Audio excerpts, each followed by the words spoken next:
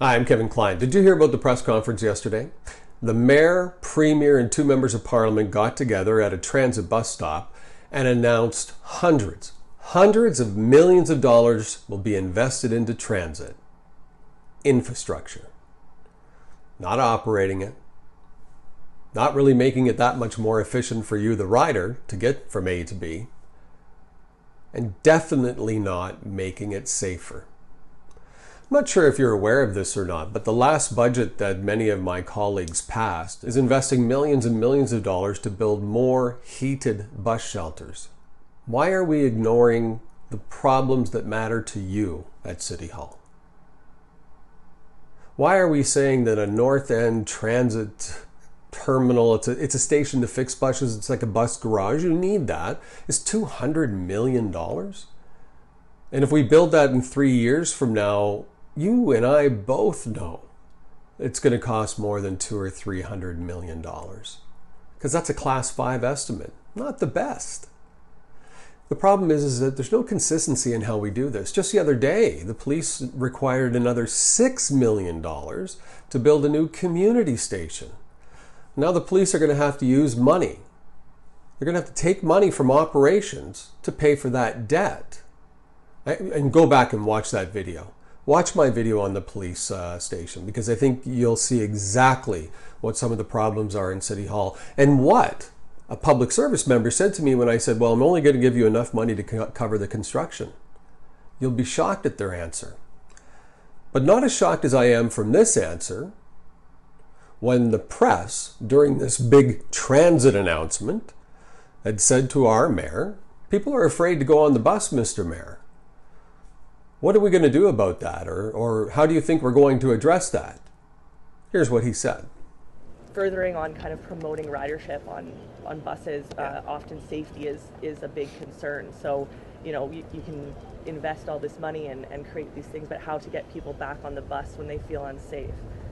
How are you tackling that? Yeah, I think part of it is taking the advice from our transit advisory committee. That was something that we struck to have a table that really promoted more action on safety measures on buses.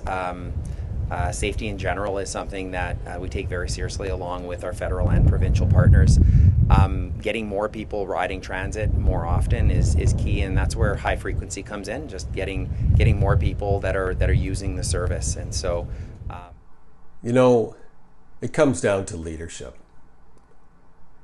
There's two types of leaders. There's leaders who will find a way to get stuff done, and there's leaders who will find excuses. I don't want to find excuses. I want public safety to come to the forefront. Brian Bowman said that he would count on the Transit Advisory Committee to come to us with examples. I have asked repeatedly for that meeting to be public so that you could attend and you could share your frustrations. And I have repeatedly been told no. Why is that meeting behind closed doors? Why? Make that meeting public. And secondly, why do we keep ignoring the problem of crime? We've had over 25 murders in our city. Our next door neighbor got robbed the other day. My next door neighbor. I felt terrible. A nurse working the overnight shift comes home to a house broken into. I have countless friends whose cars are being broken into, and I know I'm not alone. What is the city doing about it? We need to take action. I would take action. Public safety to me is number one. I'm going to leave you with this, and if you go on my website, you'll see, or if you go to my Facebook page, I had a meeting with the police and a lot of people from the public came.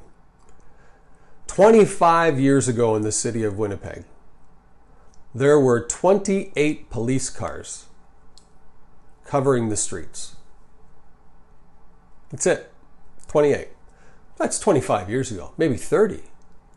Today now, because it's a new world, we're a much bigger city. The footprint of the city has grown substantially. Do you know how many police cars we have protecting us? 28. It has not changed. South Winnipeg Waverly West, 40,000 new residents just in that area, or 45. That's the size of Brandon. Do you know Brandon have over 100 police officers?